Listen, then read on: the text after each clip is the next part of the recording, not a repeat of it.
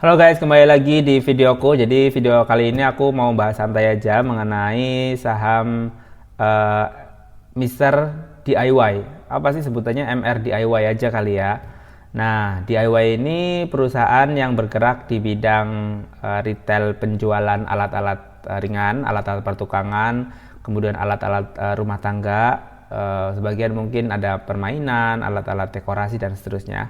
Jadi sebenarnya kayak mirip-mirip perusahaan S Hardware ya, mirip-mirip. Tapi kalau aku lihat Mr. DIY ini cukup atau relatif lebih murah ya, menyasar segmen yang lebih middle low income ya, menengah lah, menengah ke bawah. Tapi selama beberapa tahun terakhir ini saya lihat perkembangannya cukup agresif. Dari tahun 2017 ketika Mr. DIY ini berdiri, ini sudah memiliki gerai sampai 800 guys. Jadi kayak besar banget ya, 800 gerai dalam waktu sekitar 7 tahun. Jadi artinya satu tahun membuat atau mengekspansi gerainya sekitar 110 sampai 120-an gerai per tahun. Ini kan gila. Nah, akhirnya pada tahun ini 2024 Desember nanti tanggal 16 sampai tanggal 17 Mr. DIY ini akan IPO guys.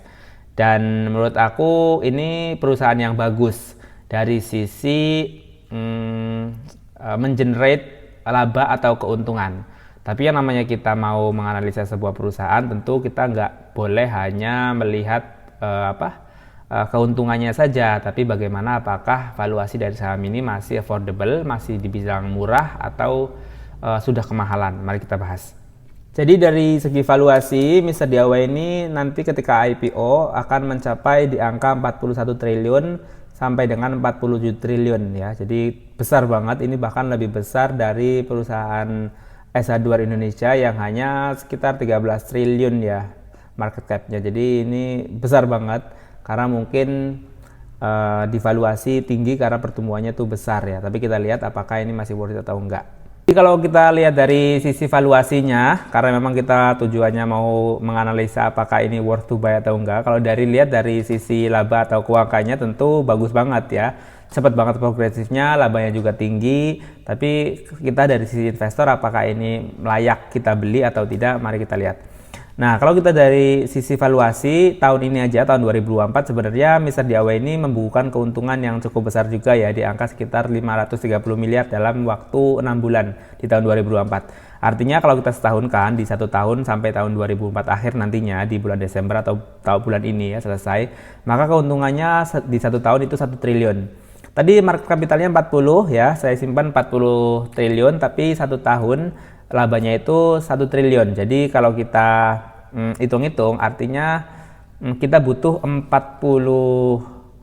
tahun untuk balik modal dari laba yang 1 triliun itu. Tapi kan harapannya mungkin investor berharap pertumbuhan labanya itu tetap berjalan ya. Jadi pernya itu nggak 40 tahun atau 40 kali pernya, tapi harapannya ya pernya di angka 30 ke depannya. Tapi kita kan nggak tahu apakah pertumbuhan ini akan berlanjut atau tidak. Kalau dari saya, sisi aku kurang tertarik karena memang harga sahamnya itu terlampau tinggi.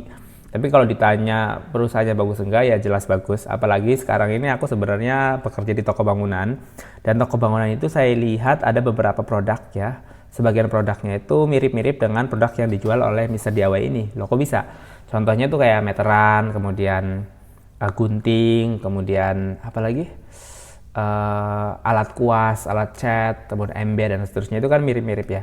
Dan saya sebagai orang yang bekerja di toko bangunan, aku tahu betul profitabilitas dari barang-barang tersebut.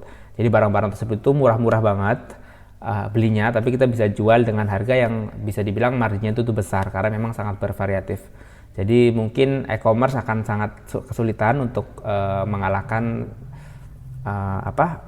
sektor-sektor yang seperti ini karena memang biasanya target marketnya itu orang-orang tua atau orang-orang yang memang lagi butuh banget untuk bertukang di rumahnya itu, atau untuk melakukan perbaikan rumah, restorasi atau alat-alat yang berhubungan dengan pertukangan. Jadi kan nggak mungkin kalau kita lagi butuh banget, kita nggak mungkin online kemudian 3 hari datang ya. Jadi Mr. DIY ini, MDIY ini hadir sebagai solusi dan menawarkan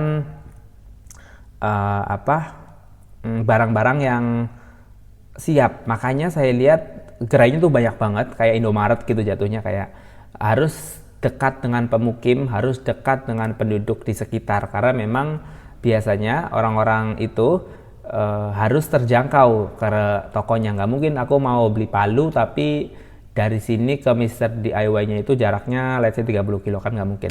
Jadi makanya strategi yang mereka pakai yaitu membuat gerai sebanyak-banyaknya walaupun nggak harus besar kayak SH Duer. Biasanya gerainya itu kecil, kayak ruko 4x8, 4x10, kalaupun besar biasanya dikasih 2 lantai. Jadi saya melihat Mister DIY ini dari sisi bisnis sangat menjanjikan ya, dan akan terus tumbuh, menurut aku akan terus tumbuh walaupun memang nggak di desa sih. Saya yakin nggak bakal di desa karena memang tetap aja walaupun segmennya lebih rendah dari SH Duer, tapi Mister DIY ini lebih mahal daripada toko bangunan-bangunan yang ada di desa ya. Karena biasanya kalau toko bangunan di desa ini barangnya juga kadang nggak sebegitu bagus kayak Mister DIY. Kalau Mister DIY kan biasanya sudah terstandarisasi minimal SNI lah ya. Jadi targetnya ya minimal kelas menengah ke atas sih sebenarnya. Tapi kalau ke toko bangunan biasanya lebih ya banyak yang menengah ke bawah juga masih banyak yang pakai. Saya review ulang dari segi bisnis, usaha, kemudian agresifan keuntungan, pertumbuhan keuntungan sangat oke ya 9/10, tapi dari sisi valuasi sebagai investor maka Mister DIY ini sudah terlampau mahal ya. Kita nggak mau gambling apakah pertumbuhannya akan sustainable ke depannya, akan tetap, akan bagus, atau sudah stuck sampai sini karena memang gerainya sudah sangat banyak. Menurut kalian gimana?